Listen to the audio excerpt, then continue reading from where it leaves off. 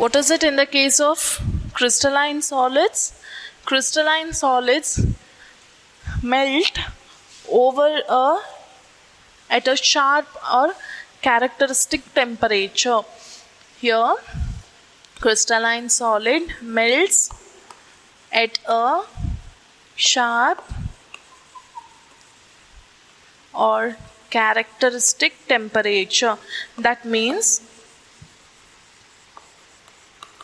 characteristic temperature. Say for example, in case of ice, what is the melting point of ice? We have a fixed value for it, isn't it? If you take some metal also, the metal has a fixed that is a sharp temperature or a fixed temperature at which we can say, or a range of temperature where you can say that it has a particular melting point. Whereas in case of amorphous solids, say for example plastics, in case of plastics, do you say that it has a particular melting point or a fixed melting point or a range of melting point? No. Amorphous solids, they gradually means slowly soften over a range of temperature. That means as you go on heating, they do not melt at a particular temperature. Instead, they gradually soften. They become soften over a range of temperature. So you say that it does not have a sharp melting point, whereas crystalline solids have sharp melting point. Hope this point is clear to you. Now let us see the other properties of these crystalline solids and amorphous solids. So these were the 2 points which we have discussed. The other points I'll be just writing here. You just continue writing in the table. Next property is cleavage property. Cleavage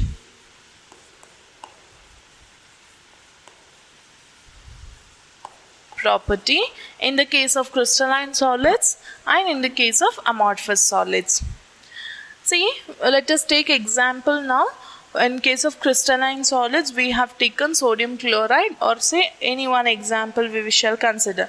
We will consider any one solid. Any one solid, and in the case of the other one, we will consider any plastic substance. Now, you take a crystalline substance and try to cut it with a sharp-edged tool. Sharp-edged tool means like knife. You try to cut it into 2 pieces. When you try to cut this crystalline substance into 2 pieces, then what is observed? See, you have a crystalline substance. You try to cut into 2 pieces with a sharp-edged tool. Then you can see, in the case of crystalline solids, you can see that the surfaces, now it is cut into 2 pieces, the surfaces of the crystalline solids that you have cut into will have smooth surface. Okay, what is it? It will have smooth surface, in the sense a fine finishing kind of thing you can see. Whereas if suppose you take amorphous solid, say a chalk piece, you try to cut it into 2 pieces, do you get that is smooth surfaces? You get irregular surfaces when you cut into 2 pieces. Okay, that's about the cleavage property. So the right way of writing it is, when cut with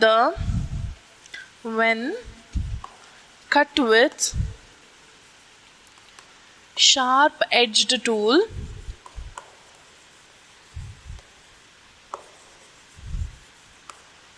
into 2 pieces,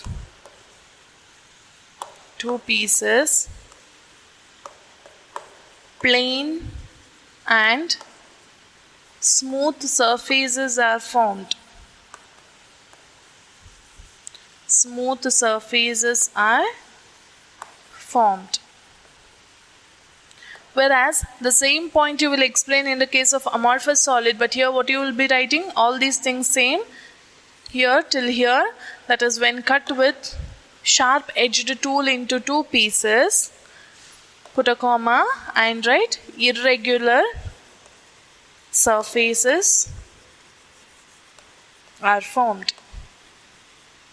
Irregular surfaces are formed.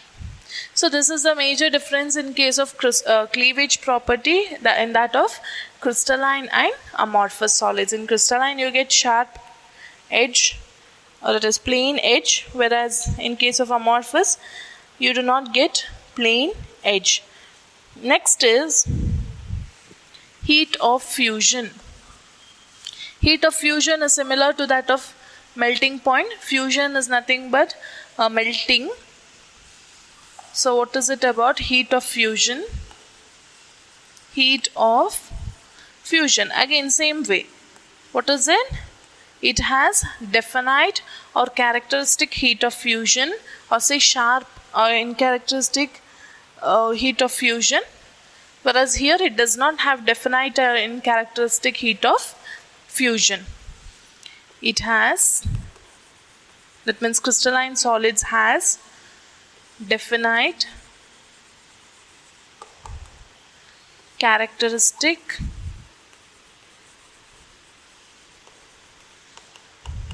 heat of fusion, whereas in this case what are you going to write? It does not have definite characteristic heat of fusion. So that's the major difference between crystalline and amorphous solid based on heat of fusion. The next very important point comes, which is anisotropy. Hope you are noting down the points. Please do note it.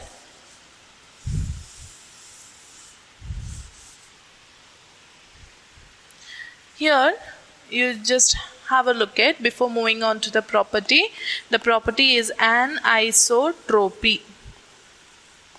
Anisotropy. Just check out here. If these are the particles that are arranged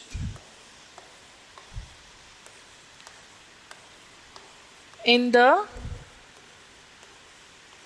solids, for example, then if you measure some physical quantities, if you measure some values of some physical properties, I can say like electrical resistance or refractive index, then you see that the value measured in one direction and the value of it measured in different direction will show different values in the case of crystalline solids. This is in case of crystalline solids I have written. Okay. In case of crystalline solids, what is it? The properties like electrical resistance or refractive index. Hope you can see if I write it here. Electrical resistance or refractive index. Hope you know these terms. When we measure some physical properties like electrical resistance or refractive index in any solid, then in crystalline solids we see that the values of it will be different in different direction. When you measure in one particular direction, it might be different. When you measure in another direction, it will be different. The values will be different. When you measure in another direction, it might be different, because it depends on the arrangement of particles. It depends on the arrangement of particles. Based on that, in case of crystalline solids, they show anisotropy. So we say they are anisotropic in nature. That means they show what is the meaning of term anisotropy? The meaning of the term anisotropy is that different, I'll write it here. Anisotropy means the values of physical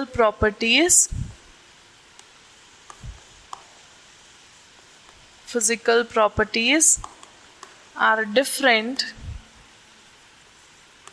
in different directions.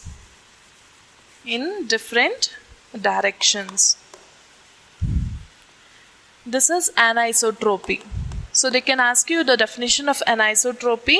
What is anisotropy? You must say the values of physical properties like electrical resistance or refractive index are different in different directions, and this property is called as anisotropy.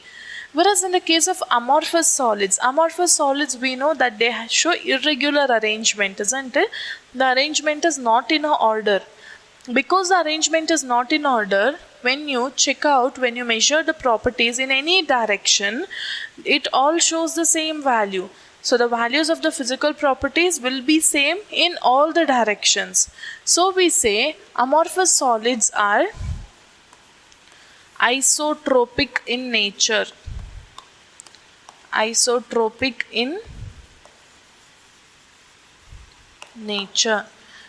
So hope you're getting the point. Amorphous solids are isotropic in nature. If they ask you for give reason, amorphous solids are isotropic in nature, give reason. Your answer will be because the values of physical properties like electrical resistance and refractive index show same value in all the directions. It is said to be isotropic in nature. Very important point in the case of distinguishing between crystalline and amorphous solids. Please make a note of it. Next point is nature of solids. How is the nature of solids? Now, saying crystalline solids, we have taken example of sodium chloride. In the case of amorphous solids, we have plastics or glass as an example.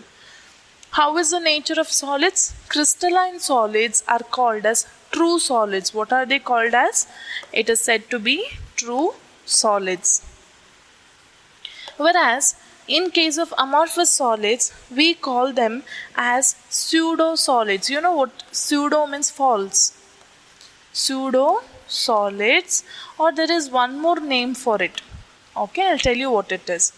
Crystalline solids are called as true solids, whereas amorphous solids are called pseudo solids. Pseudo solids means false solids. They are not actually solids. That is what it means. Okay. So in the term amorphous in Greek word amorphous means no form. The meaning of amorphous is no form. That means it does not have a form.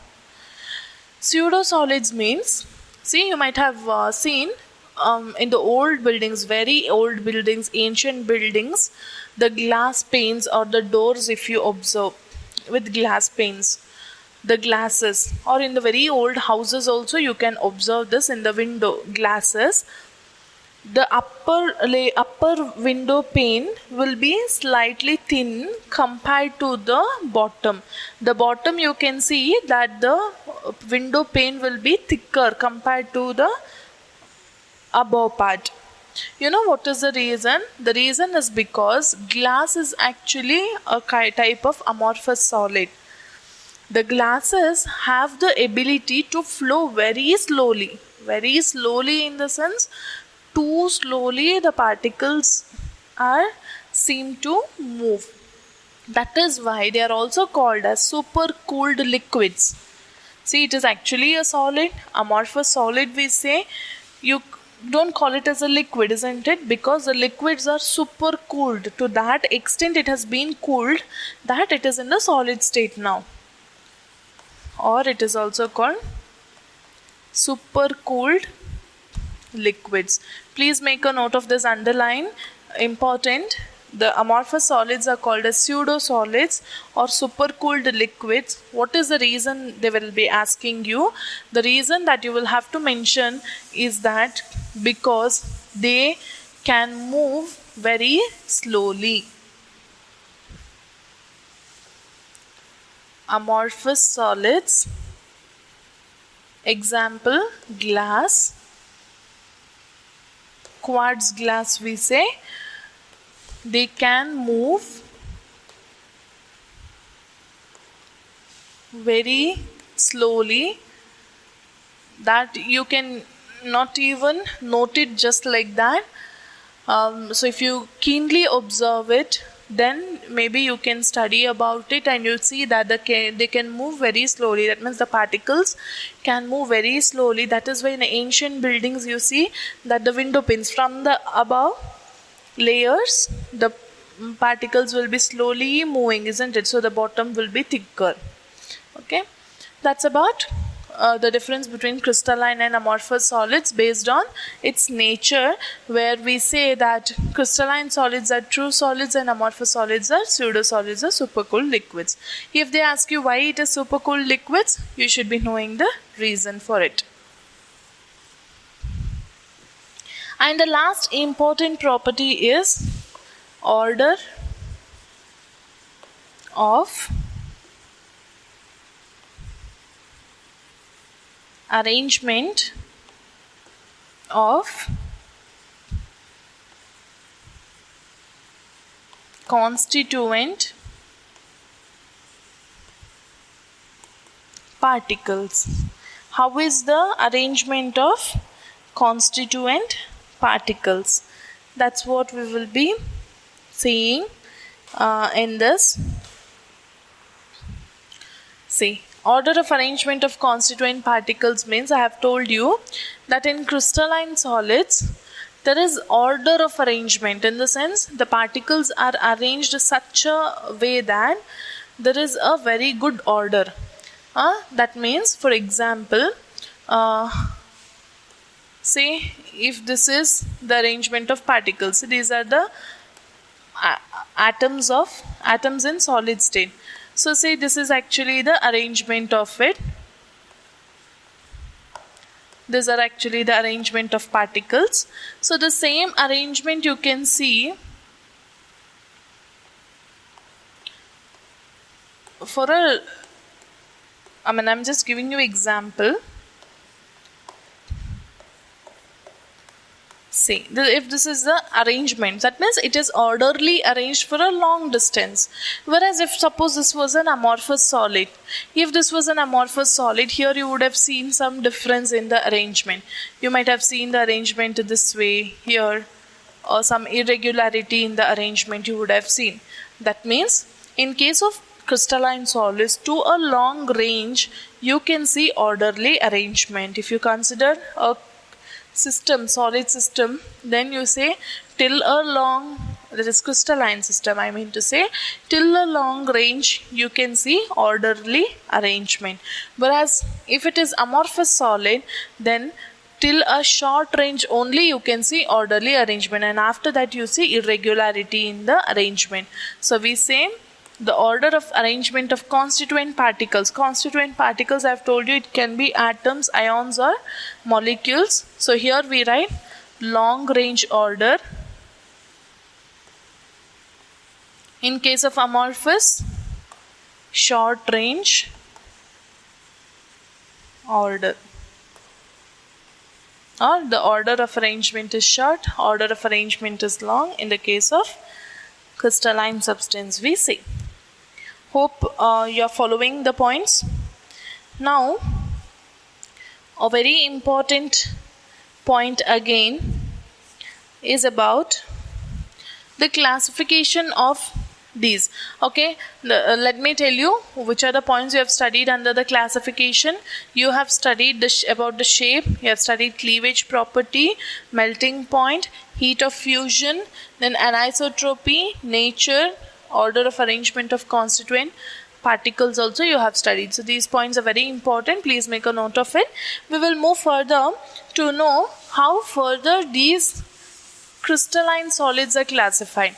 So there is amorphous solid which is called as amorphous silicon. Amorphous silicon is also used in photovoltaic cells. So there are many importance, that is amorphous solids also plays a very major role in our day-to-day life. Say plastics, glass, quartz, these are all very important in